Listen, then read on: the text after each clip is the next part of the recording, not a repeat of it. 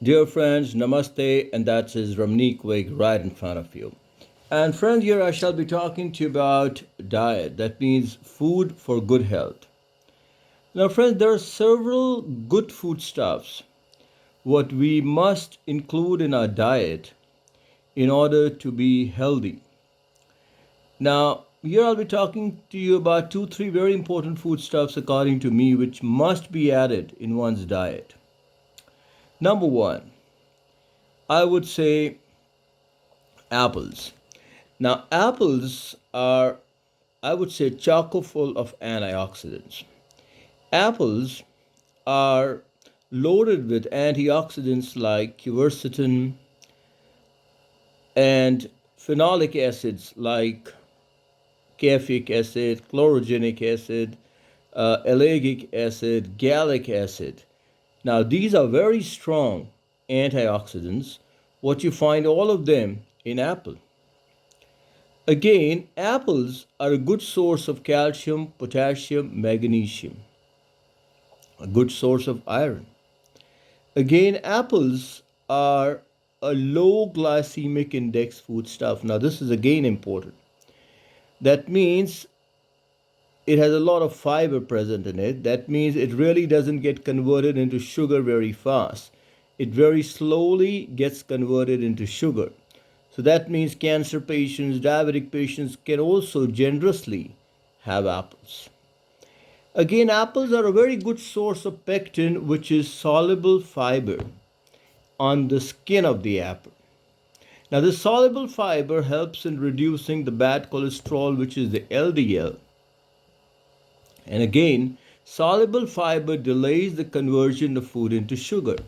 It acts as a bone regulator also. So again, with all these benefits, again, soluble fiber creates a feeling of fullness, satiety inside. So these so many good important things make apple a wonderful food to include in one's diet. Okay, number two, I'll talk about lentils here. Now, lentils, it could be any of the lentils we can talk about. We can talk about the moong dal, the urad dal, the masoor dal, the chana dal. I mean, so many lentils. Now, one thing in common these lentils have is that they are a great source of proteins. So, if you're specifically a vegetarian, lentils would be very important for you because they're a great source of proteins. And proteins, number one, they help in the growth and development. They help in the repair of the wear and tear of our tissues. They help in the production of enzymes. They help in the production of hormones. And fifth, they help in the production of antibodies. Now, antibodies are the disease fighting mechanisms of our system. So, lentils are a very good source of proteins. Apart from this, lentils are a good source of iron. So if a person is suffering from a low hemoglobin count or anemia or a low RBC count, again, lentils are important.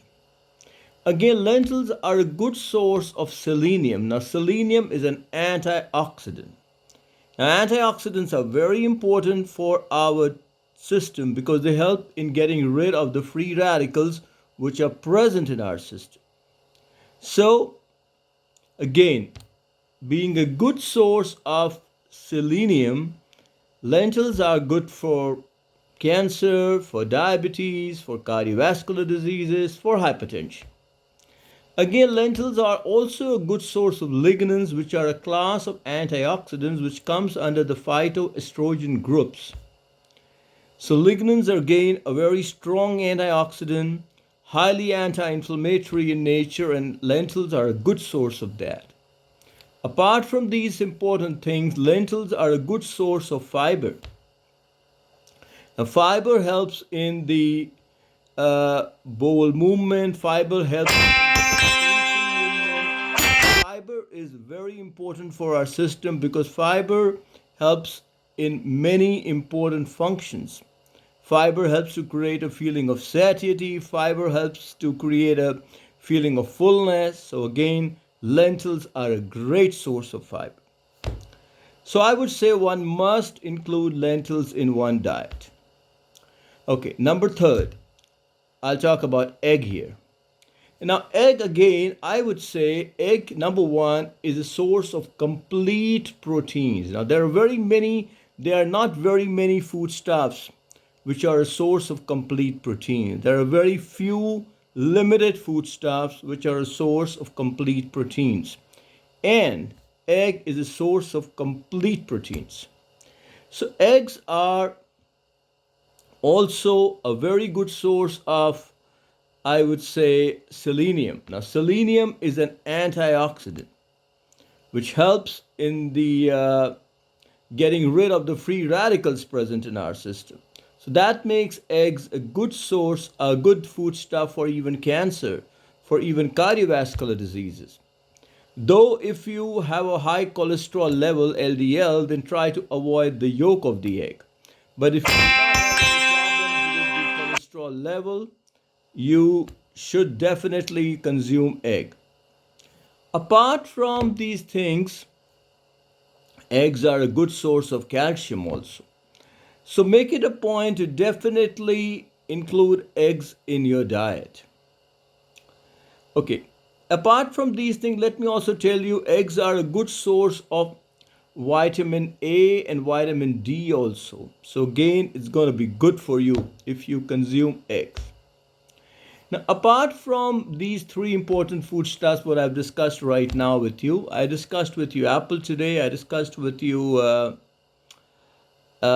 lentils, and third, I discussed egg. The fourth one I'd like to discuss here with you is try to add some spices in your diet. And here I'll talk to you about turmeric and black pepper. Now, turmeric is the best source, or I would say probably the only source of curcumin in the world. Apart from turmeric, there's a little bit of curcumin also present in mustard seeds, but the main source is definitely the turmeric. Now, curcumin is a very, very strong and highly anti inflammatory antioxidant. And curcumin helps in the treatment of several diseases, starting from cancer to asthma to diabetes to cardiovascular diseases and several others also.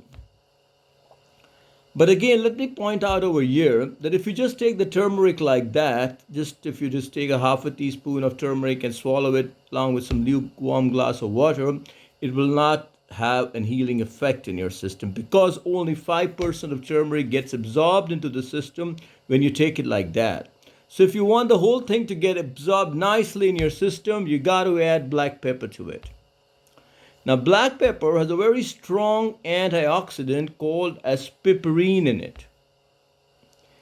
It is scientifically proven when a person consumes black pepper along with the turmeric, the potency of the curcumin antioxidant present in turmeric increases 20 folds, which is 2000%. So, if you take it like that without the black pepper, the effect is not going to be there. So the right way to take in turmeric would be take a half teaspoon of organic turmeric, add a pinch of black pepper to it, and then consume this along with some lukewarm glass of water. Now remember, black pepper has this very important antioxidant piperine, which is adding on to the potency of turmeric.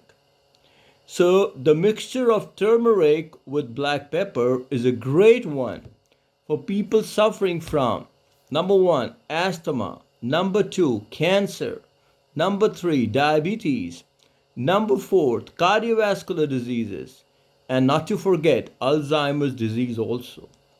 The turmeric and black pepper combination is a very good one for people suffering from Alzheimer's disease also.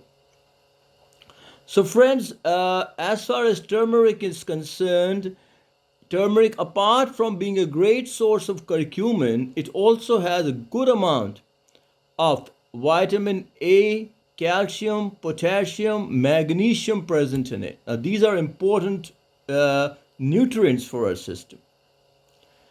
Apart from that, this is a good source of iron also. Now, turmeric is also a good source of iron. That means, again, if you're suffering from anemia, low levels of RBC count, or if you're suffering from low levels of hemoglobin count, again, turmeric would be good for you. So, turmeric in all could be said as a choco full of nutrients. So friends, I would definitely recommend that you must add these 4 items in your diet. Number 1, apple. Number 2, lentils. Number 3, egg. And number 4, turmeric with black pepper. Now friend, let me tell you that I have over 1900 videos on YouTube. So you can also check me out over there. The YouTube address is youtube.com/Ramneek Wig. And I take personalized courses on pranayama, food therapy, and meditation through online. So if you're interested in doing any courses, you can directly get in touch with my center. The center number is 9910178140. So namaste friends, do take care of yourselves and have a great day ahead.